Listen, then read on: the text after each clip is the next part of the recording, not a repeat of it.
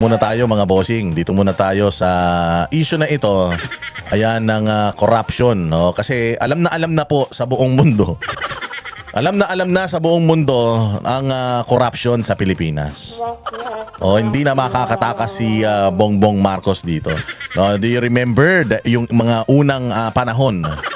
Yung mga unang panahon na si Bongbong biyahe ng biyahe, no?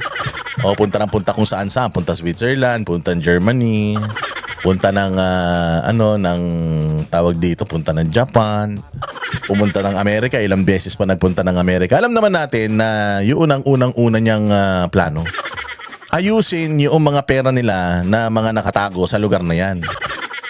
At makipag-deal sa mga deep state ng mga bawat bansa para ipagbenta ang bayang Pilipinas. Pinenta talaga. Gusto ko naman, magmamaang-maangan pa ba tayo dyan? Hindi ba? Nagpunta ng Amerika. Hindi ba? Maayos naman yan. Nagpunta ng Amerika. Pagpunta niya ng Amerika, inayos niya yung mga kayamanan nila ron. Siyempre, ang Amerika may leverage sa kanya. Hawak siya sa leeg. Ngayon, sige. Gusto mo makuha ito mga kaperahan mo rito? Kasi pwede na yung patagalin to hanggang mamatay ka. Hindi mo makukuha to. Pero ikaw ang may birthright dito, gusto mo makuha to? Kung gusto mo makuha to, ito gawin natin. Ibenta mo sa akin Pilipinas. Ayun ang problema. Kaya ngayon, nagkaroon ng mga EDCA sites, nakikita ninyo. Nagkaroon ng mga EDCA sites at isa sa mga naging dealings ng mga hudas na yan. Hindi pa si Donald Trump noon, si Joe Biden pa. Kasi ano yun komunista talaga ang utak noon. So ngayon, isa sa mga ibinenta niya, hindi lang ang Pilipinas, mga EDCA sites, ang isa sa mga ibinenta niya, alam niyo kung sino? Si Pangulong Duterte at saka si Pastor Apollo Kibuloy. Yun ang isa sa kanya mga ibinenta. Ngayon, nagano na ngayon, nagpalit na ng administrasyon. Nanalo na si Donald Trump, di ba? Ayun na, nung nanalo na si Donald Trump, tragis yan. Siguro hindi niya pa nakukuha lahat ng mga ari-arian.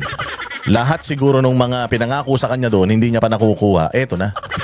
Pera ang pinag-uusapan natin dyan, kayamanan So kung hindi pa nila totally nakukuha yung kayamanan, kasi tingnan mo since nanalo si Donald Trump, nagpunta lang si Bongbong ng isang beses, hindi na siya bumalik. May mga imbitasyon sa Amerika, hindi na siya bumabalik. Siguro talagang medyo na to, kasi yung punta niya sa Amerika nung nakaraan, ginawa siyang aso ni Donald Trump, nakita nyo. Ginawa siyang aso ni Donald Trump. Wala siyang claim, di ba? Zero tariff ako sa'yo, pero ikaw, bigyan kita ng taripa, taasan ko pa. Tinaasan pa yung taripa sa atin, Diyos mio naman. Tapos sila, pag nakakuha ng produkto mula sa atin, libre. So nagpakita ng muscle si Donald Trump kay Bongbong Marcos na putya, hindi mo kayang kontrolin. Wala akong kailangan sa'yo. Nakuha na nung bansa namin yung kailangan namin sa'yo, which is yung mga EDCA sites na yan, para magkaroon kami ng stronghold dyan sa region na yan, sa geographical region na yan, para sa positioning dyan sa China. Wala na kaming paki sa'yo. Hindi mo na yan pwedeng bawiin. Pero sa lakas namin, lahat ng ipinangako sa'yo ni Joe Biden, tigok lahat yan. Yung mga kayamanan mo na gusto mo pang makuha rito, yung mga natitira pa, pahihirapan ka na namin. Ayun na. Kaya anong ginawa ng tolongges na si BBM? Ang ginawa ng tolongges na si BBM, ito sa akin, teorya lang to hindi ito totoo. Sabi ko nga sa inyo, wala akong basihan pero ang teorya talaga natin dito, mga bossing, na nagkawat talaga ang mga putang ina nito.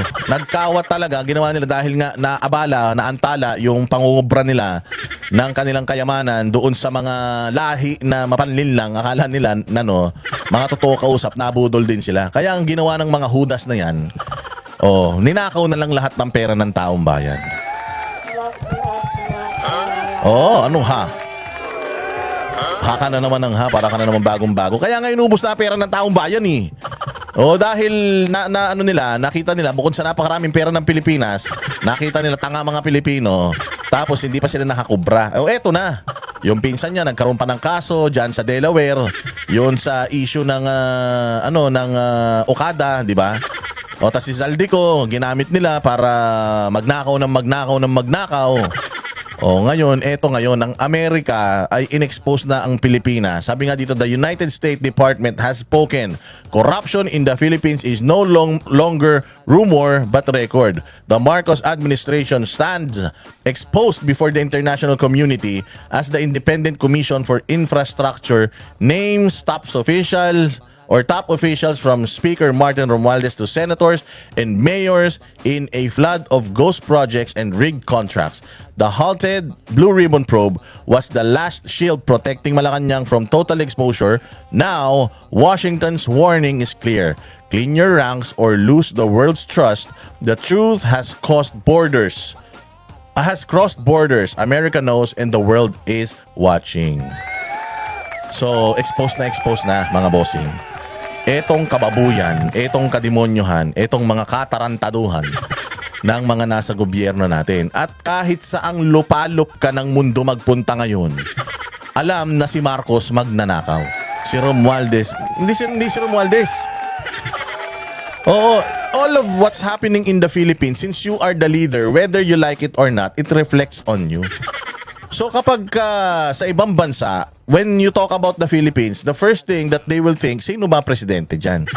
So it is you. Kaya ngayon sinasabi dito ni Claire Castro na walang kasalanan, walang pananagutan si Bongbong Marcos dahil siya nga nagpapaimbestiga. Tanga. Pwede nyo yan, paanda rin dito dahil mga bobo kayo pare-pareho. Kaya pwede nyong anuhin yan, pwede nyong isaksak sa ulo ng mga tatanga-tanga ng mga kulto nyo. Pwede yan. Pero sa ibang bansa, hindi. Sa ibang bansa, hindi. Mantakin mo, mga bossing, sa pagdating sa turismo, kung di ba namang gago tong putang inang administrasyon na ito. Ang ganda-ganda nung there's more fun in the Philippines. Kumbaga, ang ganda nung slogan na yun masaya sa ibang bansa, hindi ka naninira masaya sa kanila, pero mas masaya dito. Yun yung ang ganda, yung pa lang, yung messaging pa lang nun And it's working. It is working mga bossing. During the time of Pangulong Duterte, with the peace and order na kanyang inimplement, with the construction, build projects ng mas maraming kalsada na ibsan yung traffic, with yung construction ng mga or renovation ng mga airports natin sa buong Pilipinas. Tapos, syempre kasama pa yung criminality, anti-criminality, anti-drugs. Yung naging safe ang Mindanao dahil sa peace and order niya. At ano pa ba? Mga nagawa ni Pangulong Duterte sa airport, yung kanyang matatag or matapang na instruction sa mga airports na bawal na yung mga laglag bala, magnanakaw and so on and so forth, kung nagsosolicit. Pinagbawal niya yan dahil nga sa mahigpit na alam mo yun, yung ni Pangulong Duterte, yung kanyang pamamalakad sa Pilipinas. Lumaki actually yung mga turista na nagpupunta rito because why do you want to go to a country? Halimbawa ikaw, naisip mo pumunta na Syria? Naisip mo ba pumunta ng Iraq na magbabakasyon ka may pera ka? Hindi, di ba? Pupunta ka sa isang lugar, bukod dun sa ganda nung pupuntahan mong lugar, yung magiging safe ka. You go out of the country to relax. Mari-relax ka ba sa Pilipinas? Kung yun ang yun ang unang-una mong reason bakit ka nagbabakasyon para ma-relax yan. Di ba? Syempre ako pupunta ako ng Switzerland kasi gusto kong ma-relax. Di ba? Ang mahal-mahal kasi ng Europe Ang mahal-mahal ng ibang mga bansa. Pagpunta mo sa Pilipinas, ang mura. Para kang namasyal sa Divisoria. Dito sa Pilipinas. I mean, yung pera nila sa ibang bansa, pag dinala nila dito sa Pilipinas, ang layo ng nararating. Napakarami nating mall. Napakarami nating mga fast food chain na ang mumura. Mantakin mo sa halagang 300, busog na busog ka na. Magkano lang yung 300 sa kanila? $3 lang yun. Hindi pala, $6 naman. $6 lang sa kanila yun. 4 euros lang sa kanila yun, mga bossing. Yung ginagastos dito, talagang tapos unang-una sa lahat, friendly ang mga Pilipino. Tapos, magaling magsalita ng English. Adaptable. Di ba? So, ang ganda-ganda ng slogan na it's more fun in the Philippines. Pinalitan ng mga buwaka ng ina. Gumastos ng 500 milyon para babuyin, gaguhin. Eto ngayon, Department of Tourism, love the Philippines. Yun ang bago nila. Gumastos pa sila ng pera. Doon pa lang, corruption na Wala naman dapat ayusin, pero inayos-ayos ng mga putang ina. Kita mo nangyari. Bagsak tayo. Sa buong Southeast Asia, tayo ang huling pinupuntahan. Huling pinupuntahan, ano meron sa Vietnam? Kumakain ng aso mga tao dyan. Oo, puro palayan dyan. Pero bakit mas marami nagpupunta sa Vietnam kaysa sa Pilipinas? Alam nyo kung bakit? Oo, kasi konektado yan eh. Pupunta ka sa Pilipinas, gusto mo ma-relax, putang ina niyan, sa airport pa lang nanakawang ka na. Yung pera nilulunok dyan. O, taso masaklap niyan, laging delayed, brown out pa, putang ina, yung mga CR natin ang dudumi. O, so pagpasok mo pa lang ng bansa, puta, mabibisit ka na, natatai ka, putang ina niyan, dadalawa yung kubeta.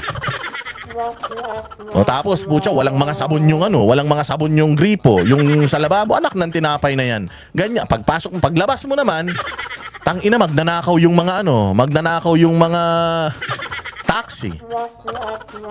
O tangina niyan, ang ikli-ikli no nga andarin mo, libo-libo babayaran mo. Eh putya, dadaan ka ng EDSA. Ang traffic, walang katapusan. O animal na yan. O pagka nakalusot ka naman dyan, pagpunta mo sa mga hotel mo, o pumunta ka naman doon sa mga probinsya na pupuntahan mo, pucha, ganun din, peace and order. Pupunta ka pa ba ng Mindanao ngayon? Ang gulo-gulo na naman sa Mindanao. Di ba? So ikaw ngayon magbabakasyon ka, puta, imbis na mapahinga ka sa Pilipinas, mai-stress ka eh. O anong gagawin mo? Pupunta ka na lang sa ibang bansa na mas friendly sila sa tourist. O kasi akala nila na kapag binago mo yung pangalan, okay na, hindi nila alam, ang turismo, malawak yan. Saklaw lahat yan. Mula mo sa pagpasok nan sa airport hanggang paglabas ng airport, pagpunta ng mga hotel nila, hanggang pagpunta sa mga sa mga destinasyon nila. O maraming magandang destinasyon sa Pilipinas. Ang problema natin, hindi na nga na-maintain. Tapos, ayan pa, nuknukan ng corruption. Baka mamaya, pumunta rito yung turista, putang ina, biglang umulan, bumaha pa, nagka-leptospirosis pang mga hinayupa. Hindi ba kakahiya tayo? Brown out sa airport, putang ina, delay, hayop na yan. So andyan dyan tayo. Diyan nakikita ngayon, netong mga nasa Amerika, yung corruption dito sa Pilipinas at sa buong mundo. Kapag sinabi mong Pilipinas, isa lang may isip nila. Eh bobo mga Pilipino eh. Bakit? Magnanakaw yung tatay, magnanakaw yung nanay. Puta, ibinoto pa yung anak. O anong gagawin ng anak niya? Magiging santo. Hindi, magnanakaw din yan. Tingnan mong ginagawa sa Pilipinas. Putang ina, inubos ang likas. Inubos na likas na yaman. Inubos pa yung pera ng taong bayan. Nagbenta ng putang ina sandamukal na ginto ang hayop na yan sa sa Bangko Sentral. Yung ginto natin, binenta ng tarantado na yan. Di natin alam kung saan napunta. Maharlika Investment Funds, yung mga putsang ina, pinagkukuhanan, yung mga ahensya ng gobyerno, mga pensyon ng tao, pinagkukuha para i-invest daw, putang, para hindi na daw tayo mangutang. Hayop na yan. O ano nangyari sa Pilipinas? Asan na yung Maharlika Investment Fund na putang ina niyan? Legacy project daw ng ulol na yan. Noon, yun ang legacy niya. Ngayon, ang legacy niya, edukasyon na naman daw. Putang inang to si Bongbong, hindi alam kung anong focus talaga ng gunggong na ito eh. Oh, so ngayon it is known in the US that the Philippines is corrupt. Considering na itong presidente natin wala namang napapakulong, wala namang napapangalanan ng hayop na yan, pinoprotektahan pa yung pinsan niya. Eh alam na ngayon sa ibang bansa, hindi lang sa Amerika, sa buong mundo, na ang Pilipinas bulok, na ang Pilipinas kurakot. So sino pang investor ang pupunta dito? Sinong tanga na mamumuhunan sa isang bansa na magnanakaw yung mga tao? Putangin na, ninanakawan nga yung mga taxpayer niya, yung pa kayang mga investor, baka nakawan ding mga hayop na yan. Eh, pahahabain nila yung sistema. Pag-a-apply pa lang ng mga permit, sabi ko nga sa inyo, dito sa Pilipinas, walang ease of doing business. Napakahirap kumuha ng business. Ang dami mong kukunin mga permit, putangin na yan. Tapos barya lang ang kikitain mo. Mapupunta pa sa buwis na nakawin pa ng mga hudas na yan. O ano mangyayari sa bayang Pilipinas pag kaganyan? Walang papasok na investor tapos sasabihin nito mga putang mga taga-Malacanang na magandang ekonomiya natin, na mataas ang tiwala ng mga foreign investors sa atin, mga ulol. O, ipakita ninyo ano yung mga bagong mga kumpanya nag-invest sa Pilipinas. Alam nyo, malaking epekto nito sa atin, ha? Malaki ang epekto nito sa atin, mga bossing. Yung BPO industry, pwedeng maubos yan, mawala yan dito. Si Donald Trump gusto niyan iuwi ng Amerika eh. O kaya lang pwedeng sanksyonan tayo nitong Amerika dahil nga sa sobrang magnanakaw ng mga nasa gobyerno natin, baka sanksyonan tayo, baka mamaya niyan. Wala na, yung mga investor natin mag-alisan na. Alam nyo ba na nauunahan na tayo ng Malaysia, ng Singapore, lalong-lalo na ng India sa BPO? Alam mo ba ang natitirang mga accounts na lang sa atin? Wala nang mga high profile na account. Wala na. Puros mga customer service na lang natitira sa atin.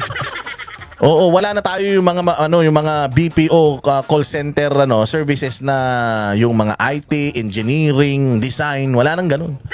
Lahat ang natira sa atin puros na lang, nagbebenta na lang tayo ng mga kung ano-ano sa online.